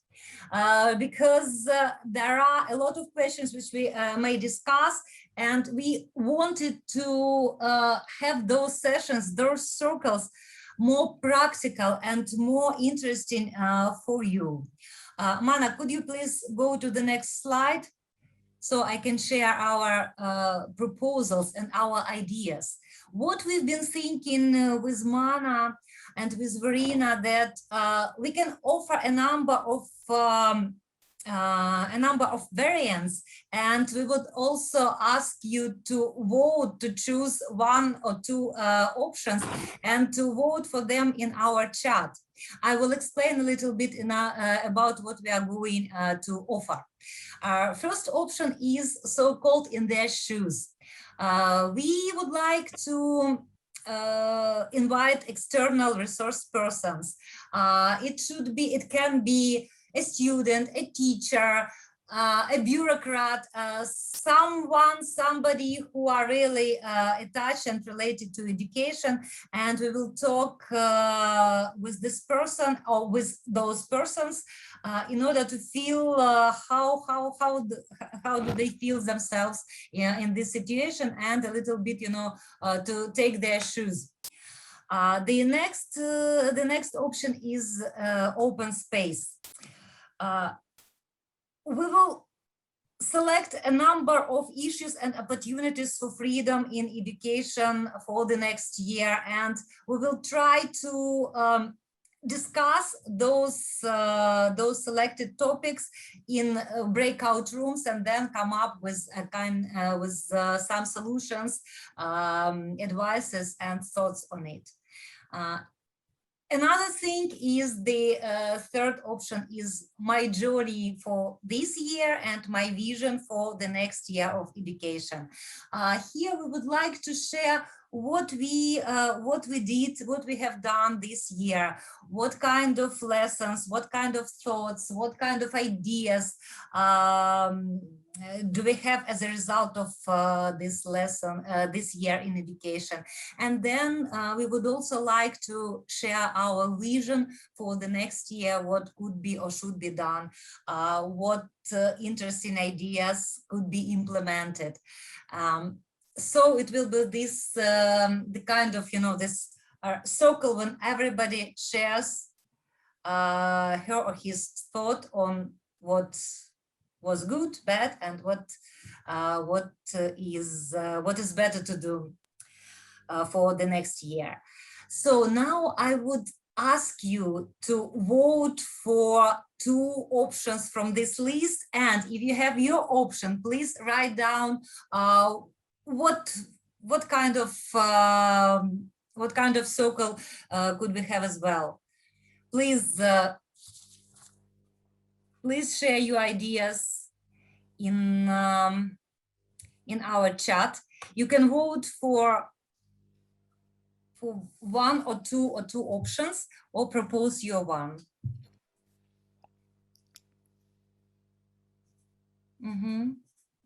Yeah, you see the answers? Great, thank you.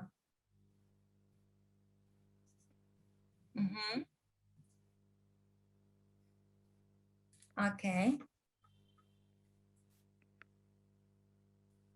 Uh-huh. Mm-hmm. Okay. So thank you very much for your answers. Okay. Mm-hmm. We will try to analyze your answers and to compose, to design the next session, the next circle according to your suggestions. Thank you very much. Great. So does anyone have any other suggestions besides the ones we have put? Any other creative thoughts, and what can be most relevant for you in the next two circles that we have?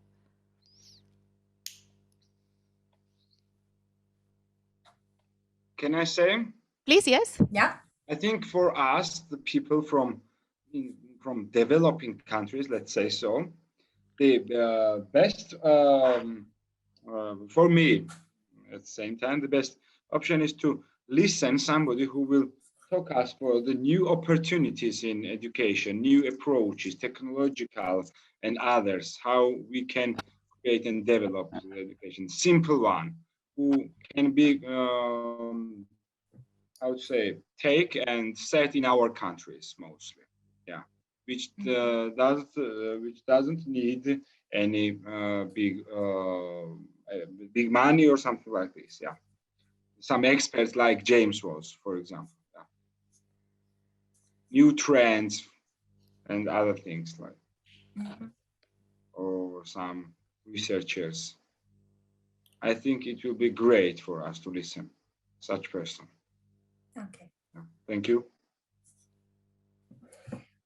Okay. So we have enough information to think about. Thank you. Great. And feel free. Yeah, sorry, Tina. I just actually, I wanted to say what you want to say, that if you have some ideas later on, please share. Share with us. Yeah, please do email us and reach out. And we have the Facebook group also. Yeah. It's nice to see some of you commenting and sharing thoughts there. So we are trying our best to keep it alive. Thanks, Tina, for sharing resources so regularly. And the others also, we have some time now, next few months. So please let us know how we can make it more interesting. We plan the dates beforehand so that everyone can block their time and know about them and be available. So we hope that we'll try to see we do a combination of something in the next and the last one.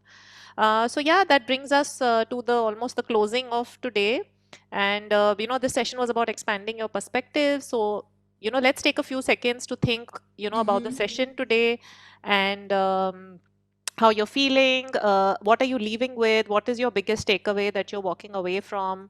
It could be a thought, it could be an insight, it could be a question that you're leaving with that has got sparked. So let's take a few seconds to just reflect back on our conversation of the last 2 hours. And I invite you to share your takeaway. You can speak or just share in the chat, but it'll be lovely to hear from everyone so we know how this has landed on you and how you feel about today. So if you can please do that in the next 2-3 minutes, it'll be nice. So what's your biggest takeaway? Marco has another suggestion. Comment on Horizon report. Okay, we'll take a note of that. Thanks, Marco. I have taken already. Yeah. Yes, could be a very interesting topic. Okay. And thinking about the future and actually, well, here in Honduras, it's really early. So this is a great way to start this day. And I'm happy to see you guys. And it was a very, very nice meeting this day. Yeah. Thank you. So what are you leaving with? What thought or what stayed with you now? What are you taking back with you? One thought, or be nice to know. I can share my thoughts. I think that we have to be more creative and to think out of the box and to try to combine, try to have these combined solutions. And really, there is another proverb that we can't, how it is, we should never let a good crisis to go waste. And this is really an opportunity to get rid of old things, old stuff, and to really open a new, absolutely, or maybe not absolutely, but whatever, new ways and new opportunities, and really to make our education up to date and very more dynamic and more, let's say, contemporary, because really this is very old one, and all those lectures and the way we used to approach education is really out of date, I think. Good, Tina, you want to throw the ball to someone? So we can just keep passing the ball. Someone. To Kunal. Thanks, Tina. So for me, it was a very interesting session. I am a little bit pragmatic about the situation in India in terms of, the things that are going well and the things that are not going well, what James was talking about. And I somehow felt that, the UK perspective, while, it's great, but in India, a lot of those things, need a lot of work. So yeah, for instance, you spoke about the digital divide, and we also spoke about, how inclusiveness, is it increasing, is it decreasing?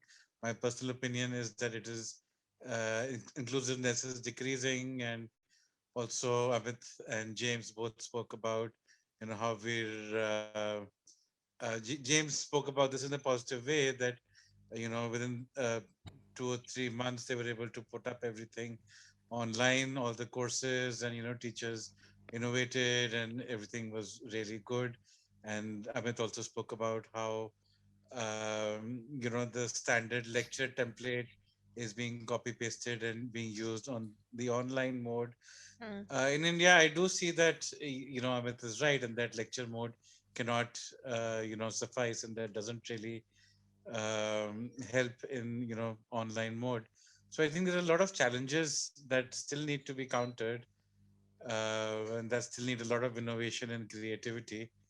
And I suppose that is my one major thought that I'm taking away from this. Okay, thank you. Pass the ball to someone.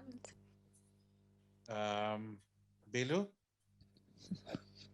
Hi. Okay, so it was really nice to see James again. I remember I met him in 2017, and I still have the photos that Stefan took. So it was really nice to see him again. And today, yes, we talk about the positive and the negative aspects, but as Marco said, I wonder about the future. I'm intrigued because how can we do to improve the way we approach education, especially for those kids that are left aside because they don't have maybe the tools to continue learning. So yes, it was an interesting session, and I'm looking forward to the next one. So, and I'm going to pass the ball to Alexander.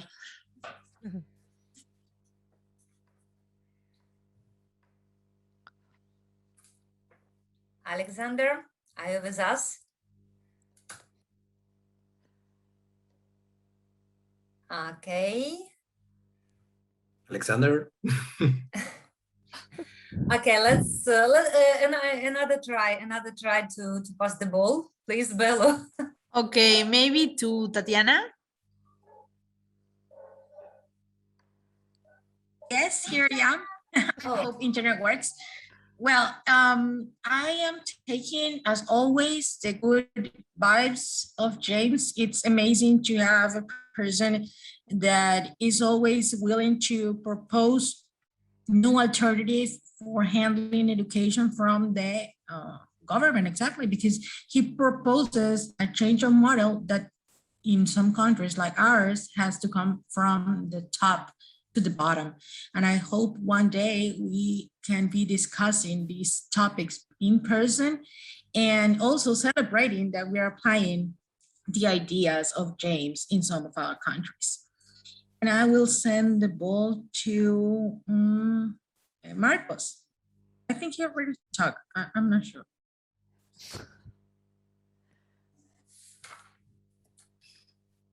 Well, I'm not pretty sure if I was the first one or I can add something. I don't know. It's a really interesting topic.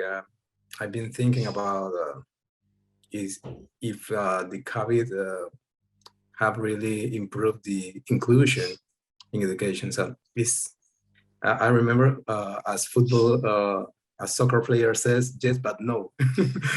Yes, but no, because many people have identified a way to access the education through the internet, right? But at the same time, for instance, in Honduras, the internet penetration is really poor. It's around 40%.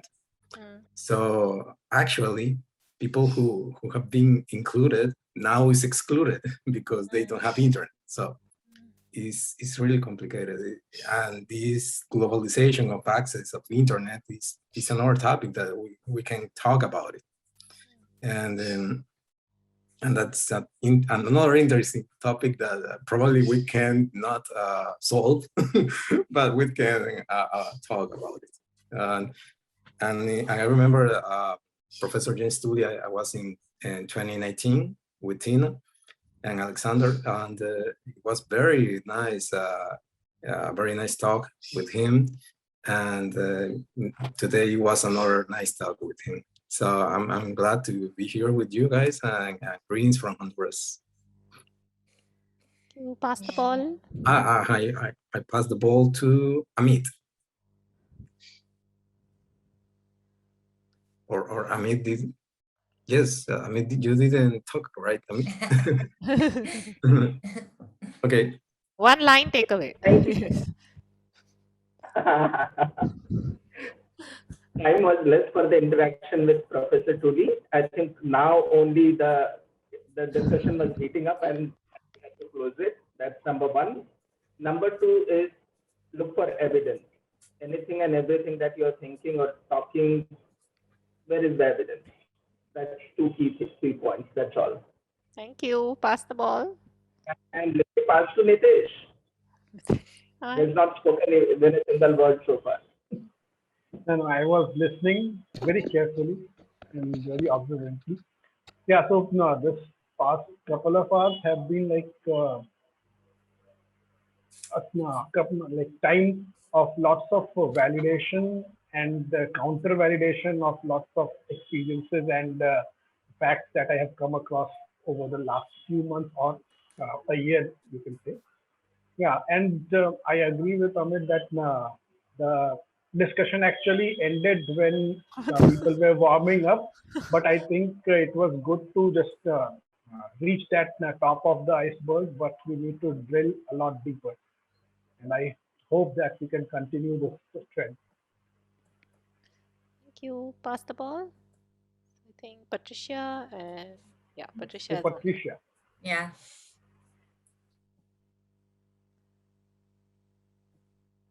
Hey, nice to see you. Hello. Hi. Yeah, hope can be heard clearly. Yeah, good evening from Indonesia. Hello, Manali, Nitesh, Ziba, and everybody else. I joined a little late, maybe towards the end of the session, but it's really nice to hear from everyone. I've been trying to pick up the topics from what everyone has been saying. And for me, I've also been thinking what has been my takeaway. In the context of Indonesia, actually, we're now facing a COVID second wave situation. So relating it to what's happening here is for me flexibility. So at the same time, we do always have to come up with alternatives to learning models that we apply in schools, but at the same time, with the limited resources, with the limited, just everything else, it indeed becomes a challenge. But then again, that's an opportunity where we really have to, I guess, hear from everyone, put the different pieces into the puzzle and basically, well, I guess move forward with what we have. And yeah, maybe that's one brief thought that I can share. So yeah, stay safe, stay well, everyone, and best wishes from Indonesia. Thank you so much. Yeah, and thank you all for your time and continued participation. It's great to see, you know, similar faces coming in every circle. And it really keeps us boosted that, you know, the space is important for people, and you know, we can keep going. So really excited to continue the conversations. And I think Verena has a feedback form that she always shares with everyone. So we are going to, she's going to share it in the chat. And, you know, it's really nice. If you want to stay on extra 1 or 2 minutes, just finish it and then go. Then it's done. So otherwise, you know, it just helps us to plan the next ones as well and get some sense of how it was. So Verena is going to share that. Please copy that link if you can, or just open it right away and yeah, fill it. Sorry, we just went a bit over time, but thank you so much. And yeah, have a great evening, everybody, and see you next time. Stay safe.